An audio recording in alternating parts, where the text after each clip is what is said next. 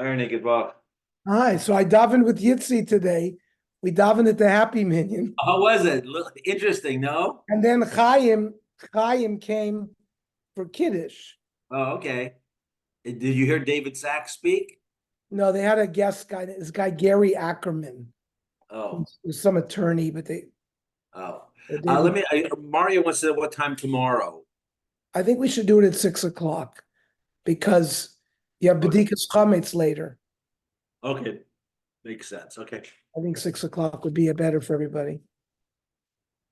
Okay. Yeah, we davened there. I mean, it's a little long. Yeah, they Because finished at 12. they sing and they dance. Yeah. We finished at 12 and they had a Kiddush. They have interesting women there. They're all like Yeah, bundled interesting up. men too. You never know who's going to walk in there and go postal on you. It's just an eclectic group. Eclectic. That's a good word. They were Nun Aleph. Where are we? Yeah, Mishnah. Yeah. Mishnah Nun Aleph Amud Aleph.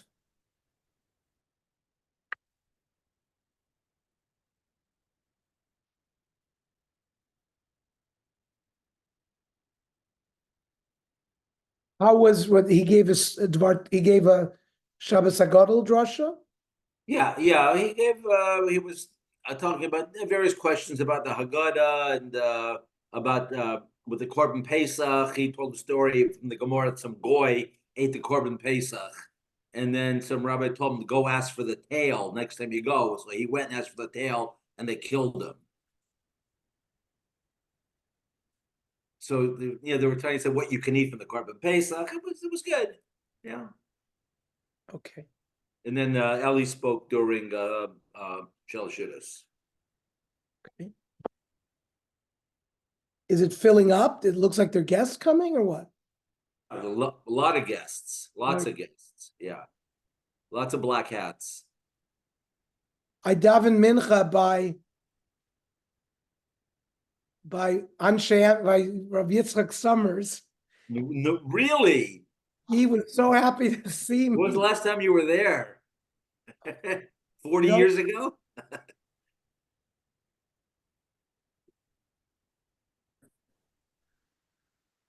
Anshe Emes was sort of out of the way. Nobody really davened there. Right. It was just, yeah. So there was somebody in my class, though, I guess, who davened. I remember going, the shul is Yeah. exactly the same. Right. As Hasn't 50 changed. years ago, 60 years ago, whatever it was. So he was happy to see me. We went for mincha now.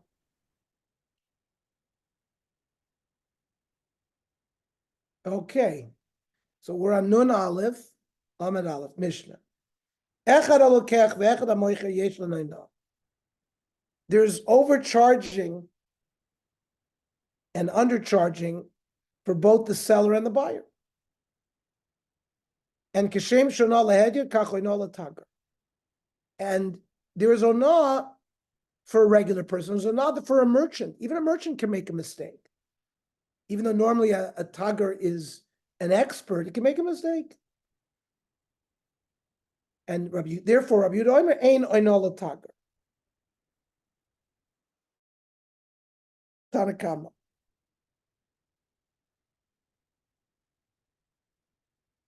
We don't say the svar since he's an expert.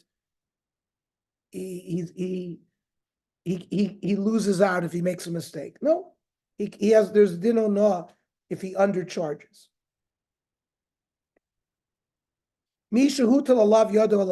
And whoever was cheated, he has the upper hand, and therefore he can completely go back on the transaction. Just give me my money back, or tainli mashani, or give me the difference. What I overpaid, give me the difference.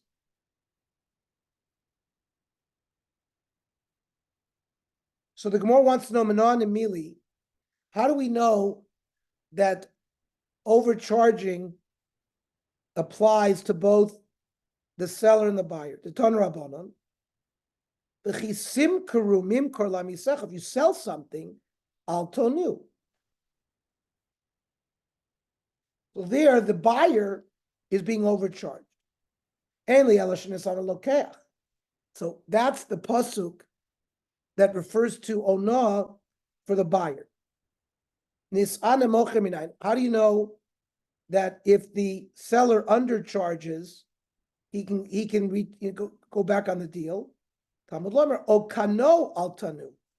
Even when you buy, don't commit ona.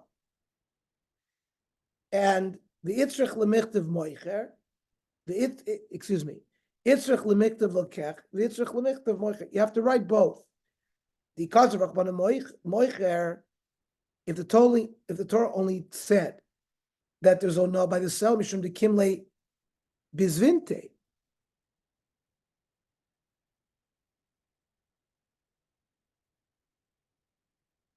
He knows his business. But a purchaser who's not that expert, maybe there would not be a din. Because the Amri Inchi Zav Kanita, listen, you bought it, something,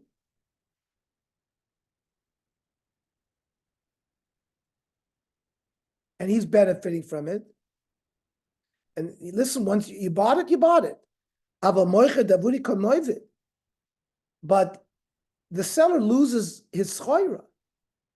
The Amri Inshi Zavan Oivecha. It's better to be a buyer than a seller in the Chazal's eyes. Because a seller always loses. Because if you held on to your stuff, I guess they think it would get more valuable. Ema lo zarich, but maybe the Torah wouldn't warn him below sono. So tzricha, we needed to din by both. Rabbi Yehuda Omer no l'tager. Rabbi Yehuda held that there was no din oina for a seller. Afraid to Gemara mishum shu tager lo ein lo. No, why not? He can make a mistake. But tager safser shanu. A middleman, he buys and sells. Now, my time, made the others vinte kamashavi v'achul achal gavei. He knows what he paid for it. He knows what he's selling. Maybe he's moichel. Now, why is he selling undercharging? You know what? A wholesaler, a middleman deals in volume. So maybe he wants to get rid of this item quickly because he's got another item coming that he needs cash. So you don't know the circumstances. So therefore, that's why Rabbi Yehuda held that there was no oina by him. But obviously, if he wants his schoira back, he's not being moichel. So Rav Ashi Omer, my ein l'tagra no ein b'toras ono. Shafilu pachos mechdei ono choiser. Even small differences, not just a sixth, he wouldn't be able to survive. So he doesn't have the full dinim of Torah. He can go back on the deal no matter what. We don't paskin like that.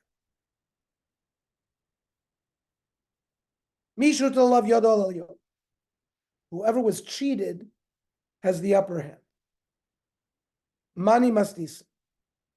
Lo krav nasan, v'lo krav yida nasi. Why? Ikrav nasan lo mastis ktani. The Mishnah gives him a choice. Rotza. Uberaisa lo ktani rotza.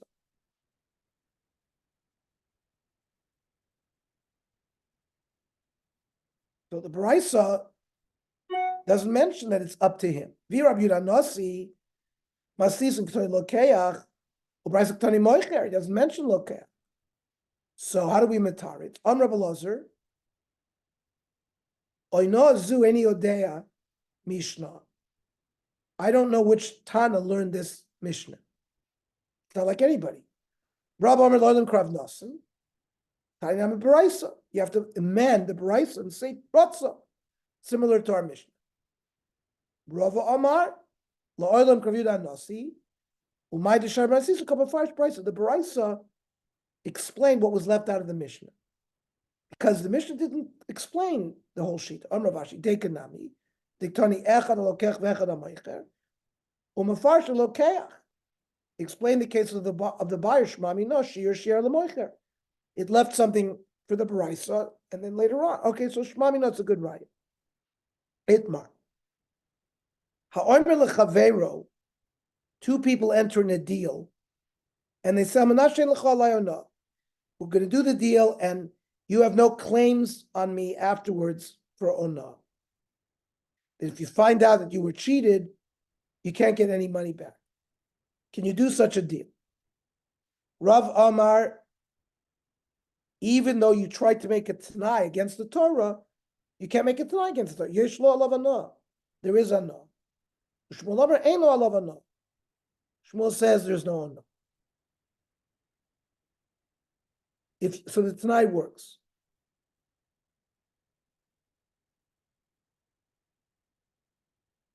So we paskin like Rav that you can't make a Tanai against the Torah.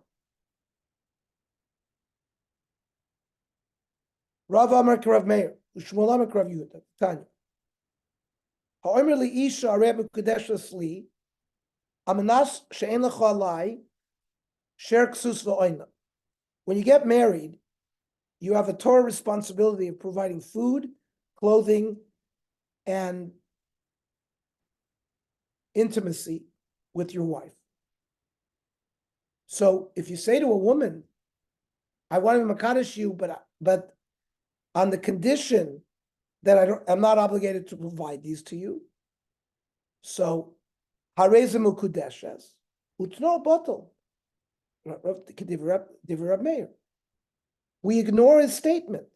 The kiddush is you can't make a t'nai against what's written in the Torah. The kiddush is chal, and the t'nai automatically is nullified.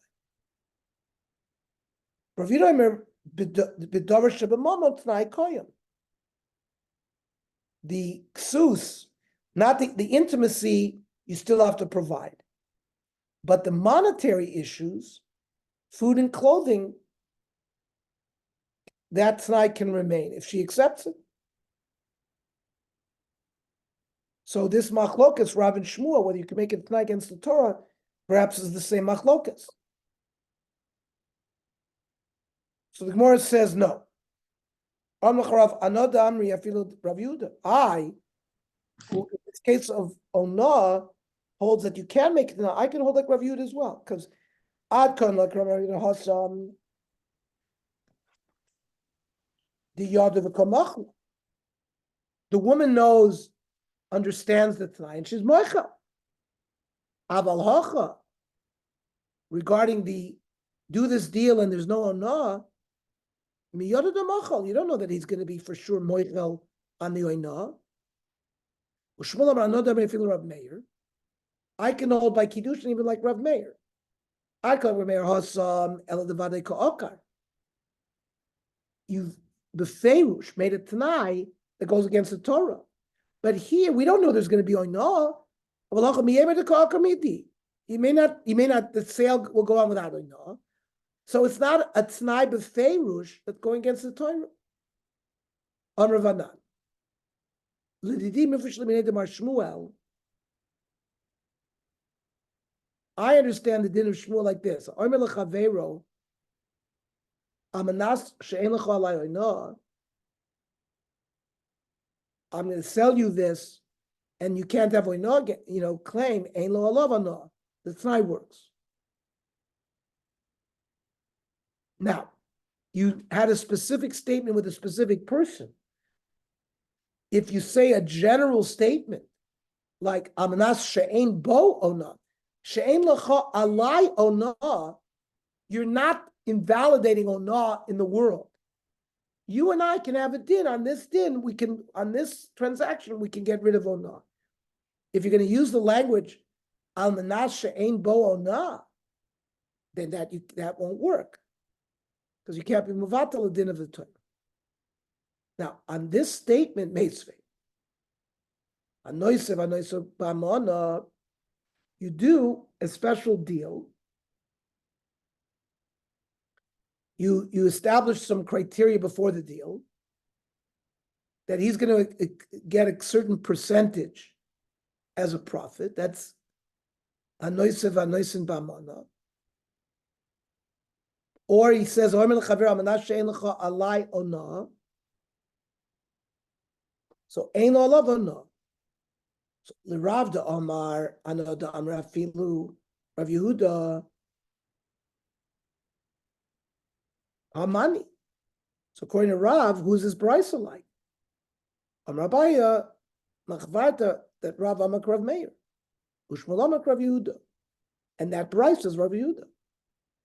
Rav Omar different teretz loikash kan bistam kan b'maforsh. Depends whether he used that language ein lecha alay ana. So that works. But if you say ain't, there's no ana at all, it won't work. The Tanya. Like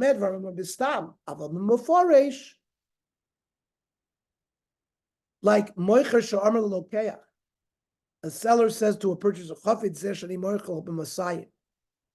I'm selling you this item for $200. Yoidani bo she'ena shavel l'ma. I know it's only worth 100. But I'm a nashein l'cha alai or not.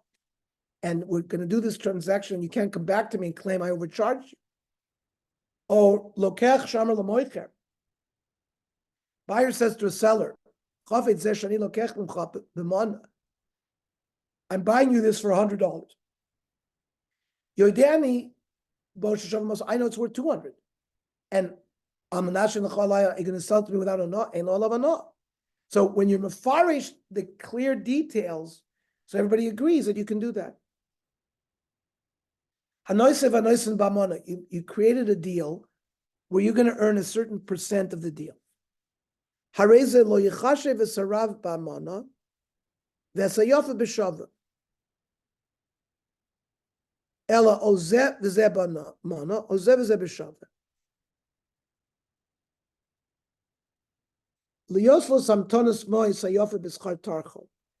You can't delay payment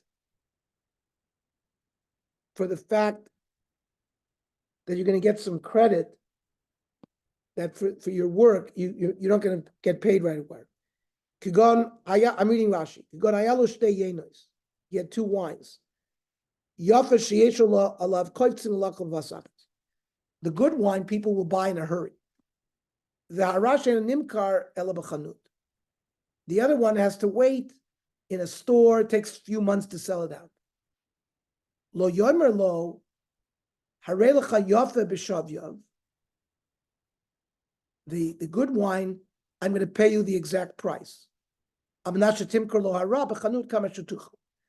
the condition that you sell the unpopular wine in the store over time. When you sell everything, you give me the money for both. The fact that he wasn't paid right away, that's the delay in payment for even the good wine. And by getting paid a certain amount for delaying payment is also a type of interest. The no-sin low, the one who has the money, gives the guy who's working for him, like a salesman, schar katef, you have to pay him for schlepping, schar gamal, the transport costs he has to rent camels, schar pundig, you got to buy the schoira from a warehouse, schar atzmo, his time, ein notel shekvar nasan schar mishlam. All those other things, you don't give him until final payment. Now, what does that mean? Schar mishlam mehecha kayoivle. Well, when is that going to be paid? You didn't pay him until the end. On Rav Papa, bitsidra diavi arba lemeya. These were shmata sellers, people who sell textiles cheap, and there's a set price, 4 for 100. And that's the schar what the guy's going to get paid for selling Mishnah. Now, we've been dealing with change in the price of items. An item that's worth 100 is sold for 200. But there was also an issue with money. the regular coinage. So their coins would break. You'd have a half a coin, or it would erode away.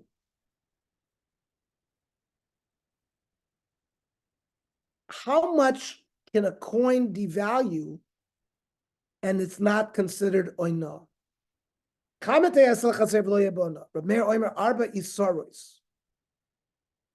Which is Isser Ledin. It's 1/24. So if the coin devalues by 1/24, there the devaluation was actually physical. It's not like today devaluation because of currency. There was actually a damage to the coin. Rav Yehuda Omer, Arba Pundyoino is Pundyin Lediner, which is 1/12. Rav Shimon Omer, we're on Nun Beis now. Shmoine Pundyoino is Shnei Pundyonim Lediner, which is a 1/6. Ad Mosai Musar Lahachzir.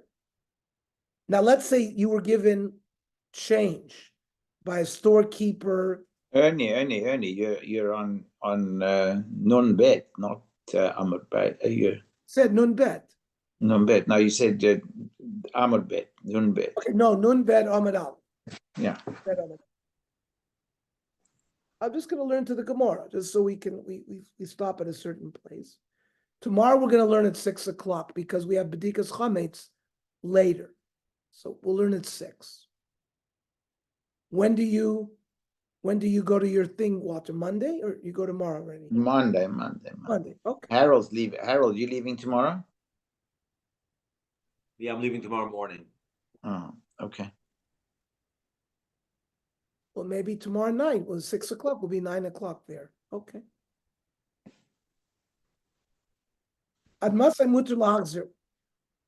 Somebody gives you a coin, and then you realize the coin is damaged. What's the time frame you have to give it back?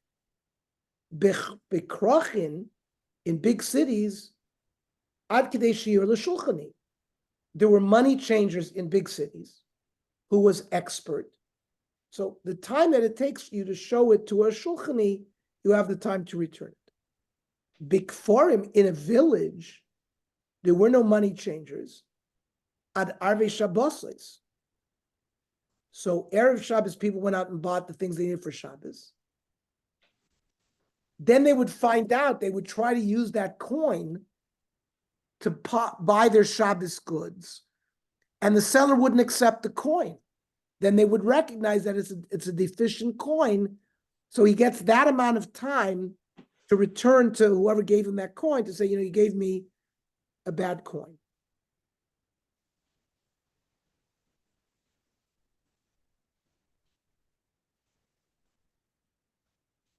Imhaya Makira,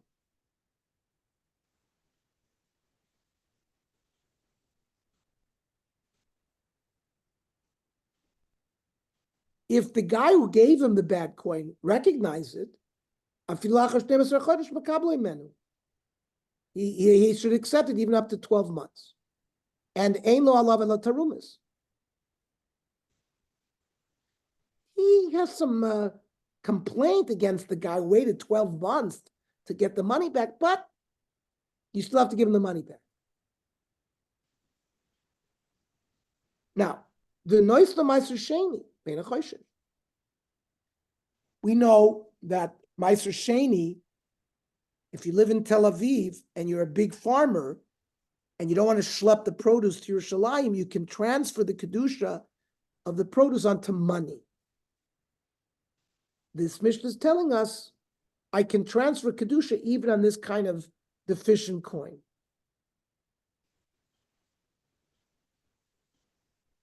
Really, it's a kosher coin.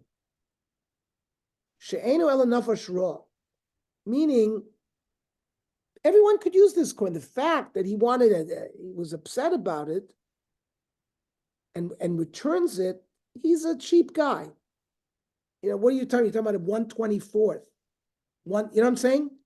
So there's no problem with Meiser Sheni. The Gemara will explain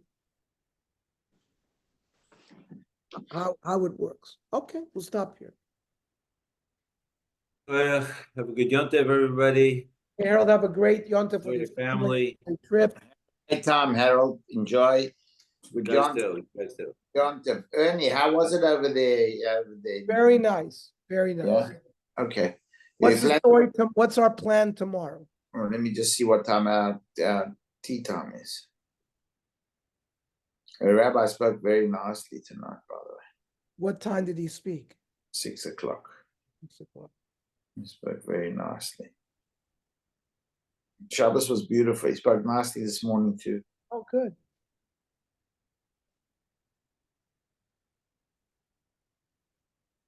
Yeah, tomorrow 8:42. Okay, good. Looking forward. Lake. Okay. Okay, looking forward. Okay. I'm glad that somebody books the tea times. Trust me, I have a lot of Hakor Satov. It's my pleasure. See what they want to do with Nachal Haredi? You see this nonsense? The Americans sanctioned them? I don't understand. Can sanction such a thing? I don't understand how you can do that even. But why did they sanction them? Who knows? Because there was a a complaint incident against. years ago, apparently, Nati told me an incident 3 years ago on the West Bank, where some guy they arrested died of a heart attack, and they didn't take care of him. Some nonsense. You know, how can you sanction? Now it comes out 3 years from. Yeah. Effie says that it's got to do with the left not wanting them to be. No, I can't believe that either. But that's absolutely ridiculous.